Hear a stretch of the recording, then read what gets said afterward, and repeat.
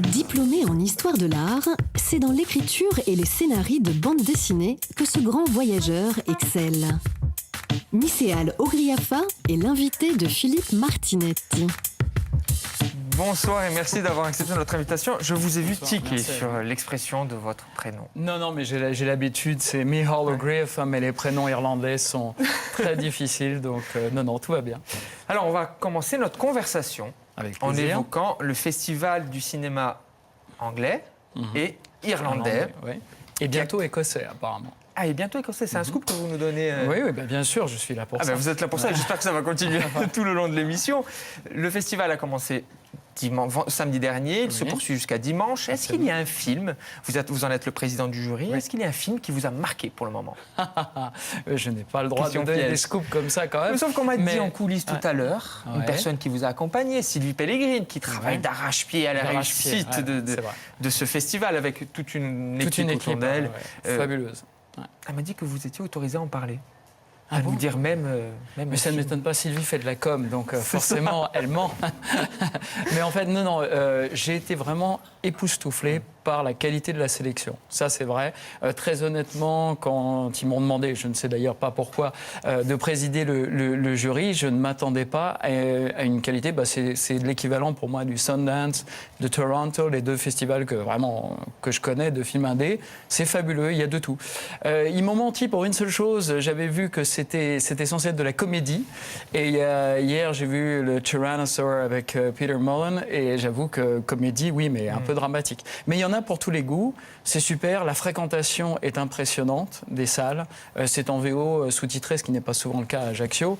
Jamais le cas. Donc, c'est une initiative fabuleuse que j'applaudis demain. Et même au-delà de ma participation en tant que président, je compte continuer à soutenir cette merveilleuse initiative. Alors, vous avez contourné habilement la question. Alors, on va pas la poser. On découvrira votre jugement à la fin de la semaine. Pas seul, oui, avec les autres membres du jury. Par contre, qu'est-ce que vous attendez d'un festival comme celui-ci en étant président du jury, un peu de folie? J'attends d'être surpris. Il y a des films que je vois passer dans des festivals qui n'ont pas vraiment besoin d'une promotion. Là, il y en a qui, justement, ceux qui ont choisi, qui ont fait la sélection, ont pris des risques. Et il y a des films que le prix va accompagner. J'attends surtout du film qui me surprenne. Voilà, c'est ça, de ressentir de l'émotion. Moi, je viens de la bande dessinée, donc je suis sensible forcément à la narration comme à l'image, mais c'est surtout sur le registre émotionnel. Et c'est pour ça que j'aime voir les films, plutôt que sur DVD ou autre, dans la salle, avec les spectateurs, voir les réactions quand on voit une standing ovation spontanée. Ça, c'est absolument génial, donc ça compte aussi. Alors justement, évoquons votre travail, votre parcours, scénariste, enseignant, journaliste, traducteur. Et en m'intéressant à vos écrits, il y a un terme qui me vient à l'esprit. Fou. Iconoclaste. Ok. Éclectique, peut-être, je préfère. Éclectique, oui, iconoclaste. Okay. Oui, c'est vrai. J'ai une profonde peur de l'ennui. Donc, il faut absolument que je fasse quelque chose. J'en profite juste pour remercier mon proviseur, M. Jean-Armel Légal de l'École nationale du commerce à Paris, qui m'a donné 10 jours pour venir ici. Et je salue mes étudiants au passage. Voilà. Ceci étant dit, c'est vrai que ce n'est pas une question de touche à tout, parce que quand même les domaines auxquels je participe sont connexes, mais il y a aussi qu'aujourd'hui, je parlais de com avec Sylvie Pellegrini tout à l'heure, la communication est extrêmement importante. En faisant des traductions, en étant notamment l'interprète officiel du Festival d'Angoulême, c'est sûr que c'est une promotion pour mon propre travail en bande dessinée qui est conséquente. Et donc j'essaye de faire que tous mes mondes différents, je vais pas y arriver, compartimentaliser ma vie, de telle sorte que les choses finissent quand même par se rejoindre après. Pourquoi vous avez rebondi lorsque je disais iconoclaste, vous avez dit éclectique, mais pourquoi je dis iconoclaste? Parce que ce qui est frappant, ce qui est intéressant, c'est que vous aimez jouer avec les mots, et peu importe la langue presque. Il y a cette maîtrise de la langue et par extension du langage, c'est frappant. Lorsqu'on vous lit, lorsqu'on vous rencontre d'autant plus, vraiment, c'est ça pour moi qui me fait dire qu'il y a un côté iconoclaste, un côté touche à tout évidemment, mais pas seulement iconoclaste, amuseur des mots. ti ringrazio. Mais faccio piacere. Mais bon, non, c'est vrai que moi j'ai baigné en fait. J'ai un père irlandais, une mère chilienne. On parlait switch à la maison avec ma sœur. On passait d'une langue à l'autre. Un petit peu de gaélique aussi en passant. Là, j'ai épousé une Corse, donc maintenant un petit peu de Corse. J'adore jouer avec les mots, oui. Et même quand j'allais dans des restaurants chinois avec mon père, il y avait des fortune cookies, c'est-à-dire ces petits desserts qu'on déchire. Il y a un message dedans. Et j'ai eu 27 fois Your command of the language will open doors for you, ce qui veut dire votre maîtrise des langues vous ouvrira des portes. Je suis super superstitieux et ça s'est vérifié à chaque fois. Alors ça vous a ouvert des portes, celui notamment de la traduction. Oui. Vous avez effectué la traduction de l'artbook du film Prometheus, Oui, une ça étape fait- très importante pour vous. Oui, c'est vrai que ça m'a ouvert des portes. Bon, forcément, c'est le genre d'offre qu'on ne refuse pas. J'ai eu très peu de temps, je n'ai pas le droit de dire combien, pour le faire. Donc, c'était vraiment sous pression. Un autre bouquin, j'aurais refusé, mais Ridley Scott, Blade Runner et autres, l'Alien et celui-là, c'était voilà, j'ai saisi ça au bon. Et par la suite, ça a fait du buzz. Et donc, on m'a proposé d'autres choses. Ce sont les éditions Akileos qui sont des éditeurs de bande dessinée à la base, qui se sont lancés aussi dans des artbooks cinéma, et ça se passe très bien. Donc la collaboration est extra donc je continue. L'univers cinématographique, il est très présent. Hein. Très. Ouais. Quand même, oui. Je suis un cinéphile. Alors là, oui, iconoclaste, éclectique et tout ce qu'on voudra. Oui, absolument. Je dévore. Bon, maintenant que j'écris pour moi et pour les autres, j'ai un peu moins de temps, mais oui. Et c'est pour ça que être au festival Under My Screen, c'est un plaisir. Que voilà, j'en tire toute satisfaction. Autre travail de traducteur, toujours pour les éditions Akileos, L'Antre de la Hammer, un ouvrage qui nous plonge au cœur de ces mythiques studios. Hein. Ah oui, mais c'est vraiment, ça c'était fabuleux. Là, j'ai eu un peu plus de temps, par souci de documentaire. J'ai revu des perles comme Captain Chronos, chasseur de vampires, entre autres. Donc, je me suis régalé. Et en plus, l'an dernier, donc, il y avait un autre livre sur la Hammer qui est sorti, et Under My Screen avait consacré une séance à ce phénomène. C'est vrai que la Hammer, c'est un studio qui renaît de ses cendres des années après.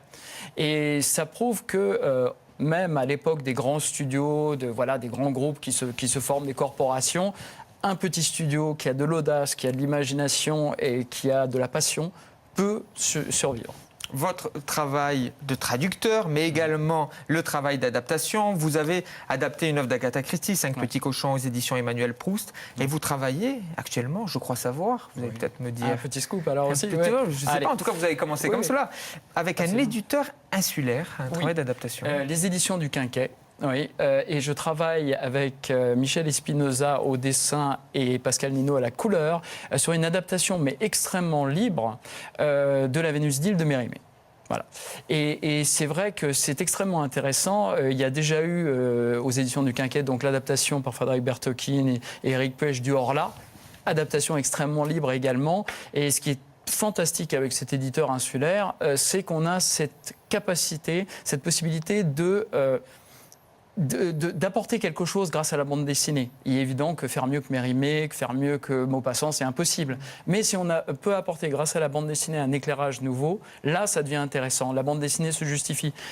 Sur le Christie, par exemple, j'ai accepté celui-là, qui est Les 5 petits cochons, parce qu'il s'agit d'une enquête rétrospective. Hercule Poirot enquête sur un crime commis 16 années auparavant. Et il fallait trouver une solution graphique pour cela, pour les flashbacks. Voilà, pour que le lecteur se repère sans une didascalie excessive. Et du coup, on a trouvé pour les séquences de flashback une sorte de monochrome orangé qui rappelle les photos d'antan. Donc le lecteur sait à chaque fois où se trouver.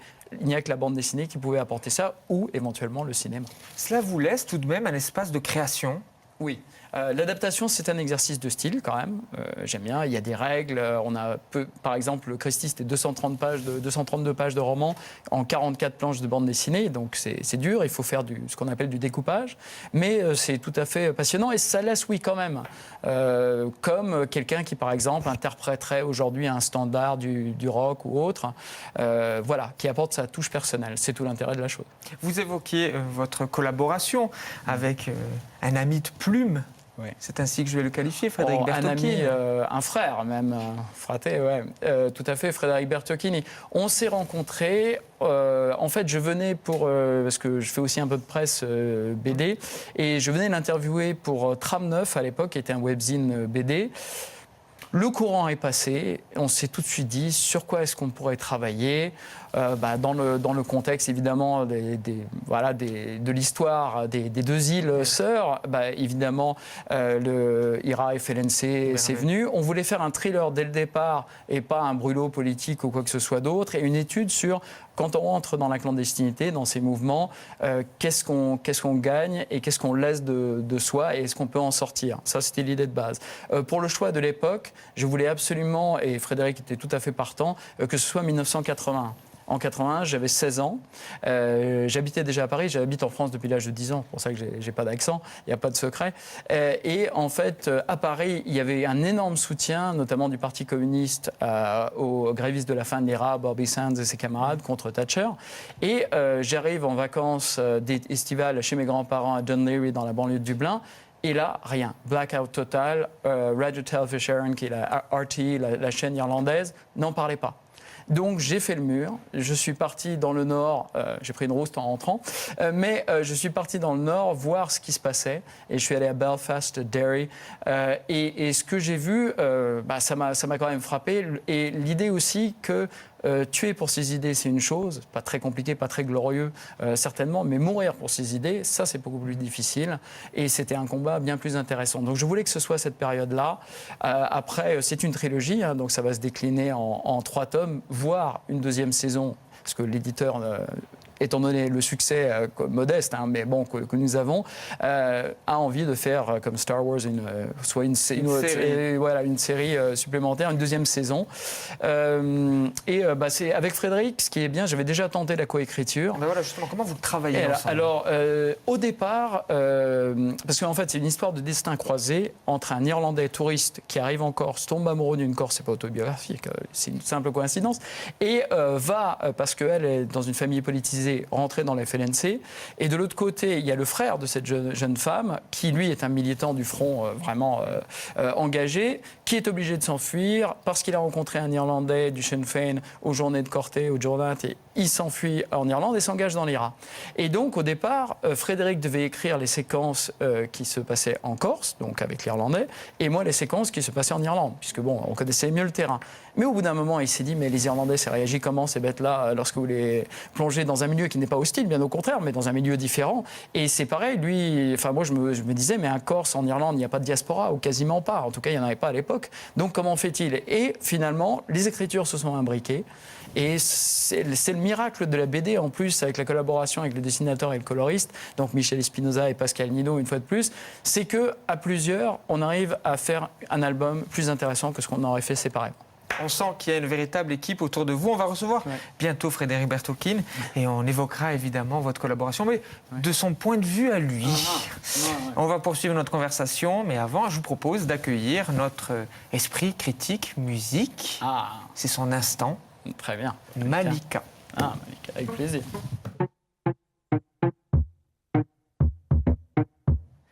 Bonsoir Malika. Bonsoir.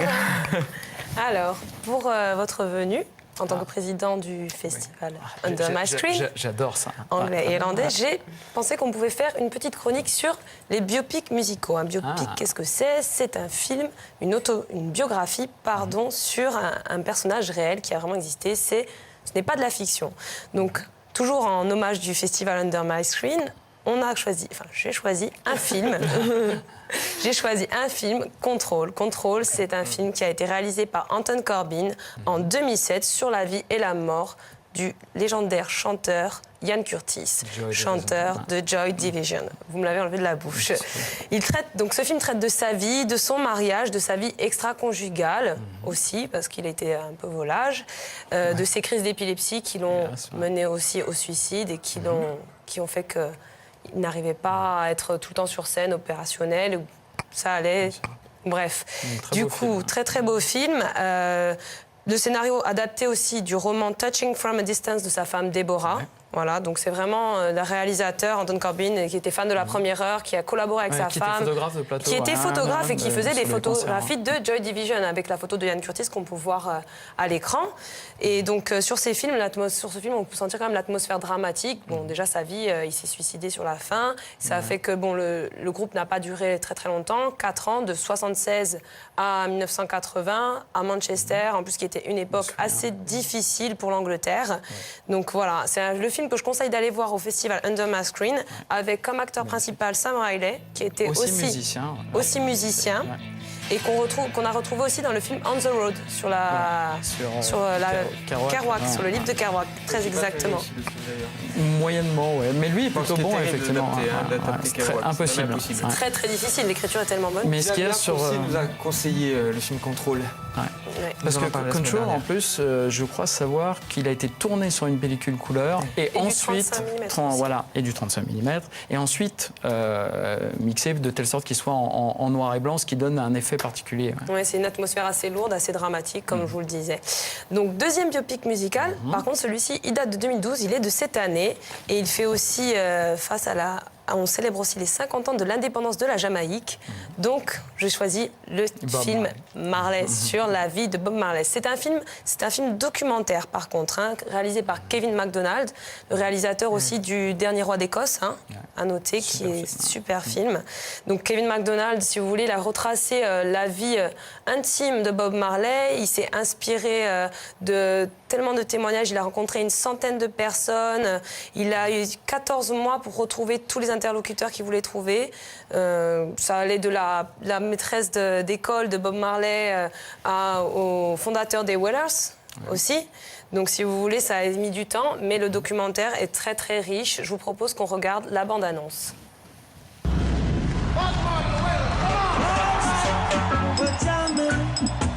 My riches is life forever. Everybody knew his name. There was that sense that he's about to be massive.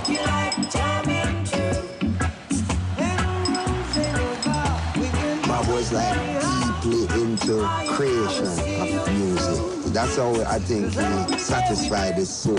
Rewind. Play.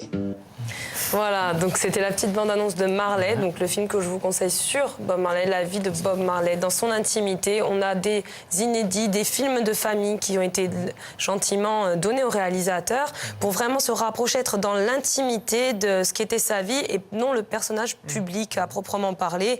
Donc bien évidemment, il y aura le statut social, politique, l'héritage qu'il laisse aux générations, mais on y voit aussi ses enfants, sa femme, ses femmes aussi, parce que Bob Marley, il a eu quand même plusieurs femmes, ses enfants musiciens, Ziggy, Damian.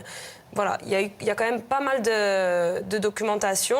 Bon, je pense qu'on n'a pas besoin de faire un petit rappel sur le chanteur, ça va aller. J'espère. Voilà. Pour les générations à venir. Rapidement, auteur, compositeur, interprète de reggae jamaïcain qui avait commencé par du ska, qui a connu quand même la gloire dans les années 70 et 80 et qui est mort à ce moment-là d'un cancer. Et révélé quand même beaucoup par Eric Clapton. Exactement, exactement.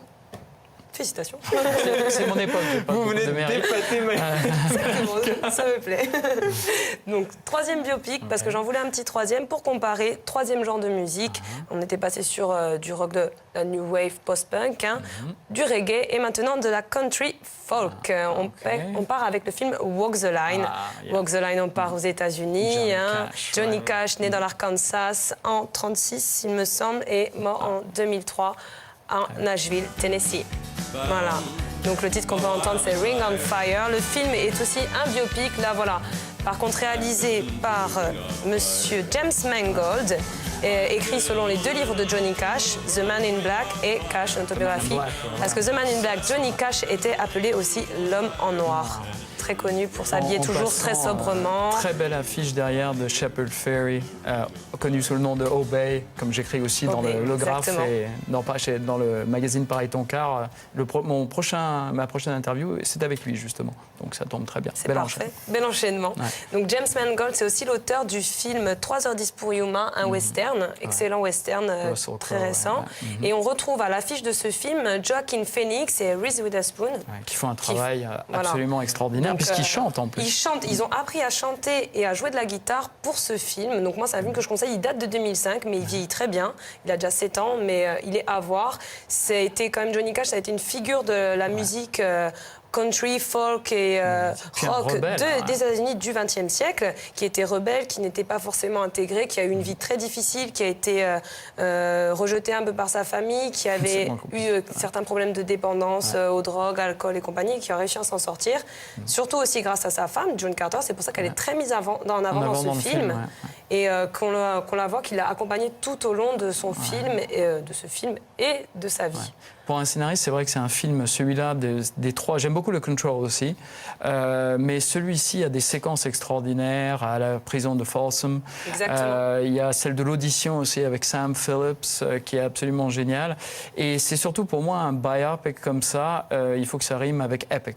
Voilà. Ça. Et comme on disait, pour reprendre une analogie, une citation de cinéma, c'est dans L'homme qui tuait Liberty Valance, où un journaliste dit à James Stewart à la fin, si on a le choix entre la vérité et la légende, on imprime la légende. Et moi, c'est vraiment en tant que, que créateur de BD et d'autres choses, que vraiment ça, on y croit. L'histoire, le documentaire est très intéressant, mais le biopic qui a une petite touche personnelle du réalisateur, ce dont on parlait tout à l'heure, c'est ce que je préfère. Et Joaquin Phoenix, qui est excellent dans le film.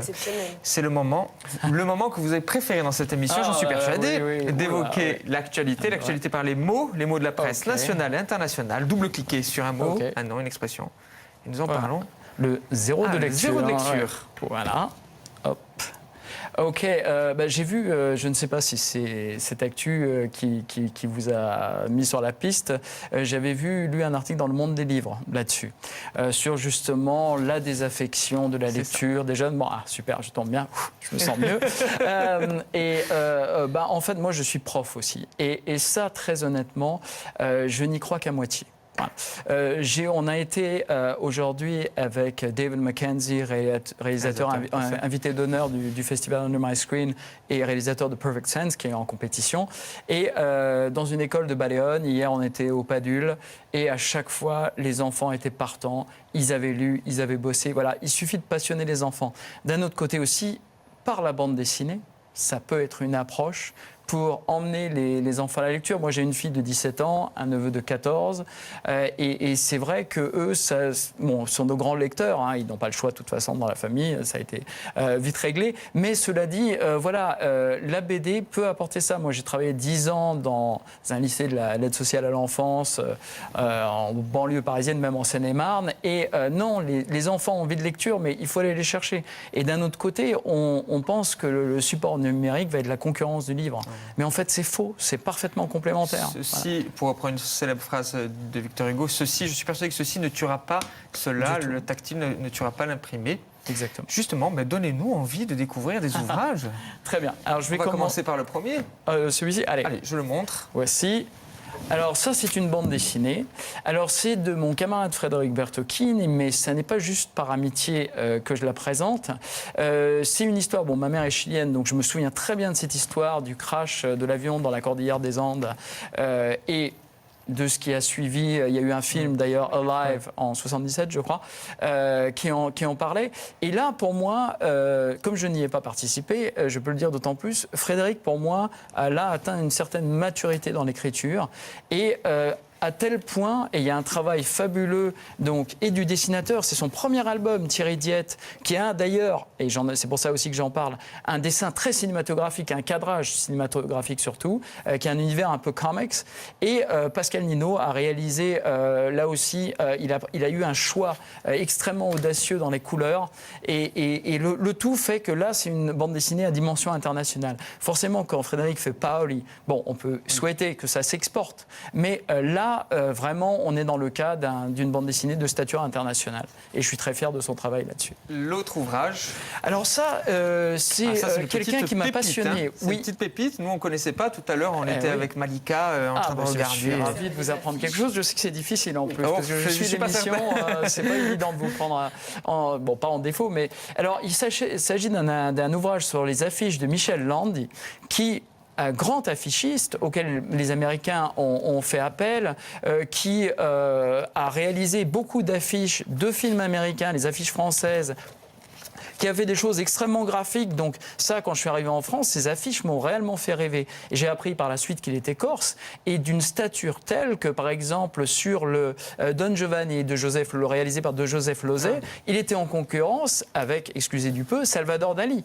Et c'est lui qui a remporté, en dépit de l'évidente notoriété et du style de Dali, c'est lui qui a remporté l'appel d'offres pour l'affiche. Quelqu'un qui travaillait à l'international, voilà un Corse qui pouvait déjà à l'époque avoir une stature mondiale, globale, et tout en gardant une touche très personnelle. Et aujourd'hui, je pense que grâce notamment à Internet, au numérique, c'est l'occasion pour des jeunes Corses de se mettre à écrire, à dessiner, à faire du cinéma, et il faut vraiment pas s'en priver. Voilà, on est dans le village global, tout en gardant notre côté irlandais ou corse. Voilà. Merci beaucoup d'avoir accepté notre invitation. Il faut aller voir tous les films qui se trouvent au Festival du cinéma anglais et irlandais. Et bientôt, vous nous avez dit écossais. Écossais, oui, grâce à David Mackenzie. J'en profite juste, Baji a tutti chianesi, si c'est possible. Vous venez de le faire, c'est très bien. Malika, merci beaucoup. Merci à vous. Merci à vous de nous avoir suivis et de ne pas avoir perdu votre temps devant votre poste de télévision. À très bientôt sur France 3 Corse via Stella.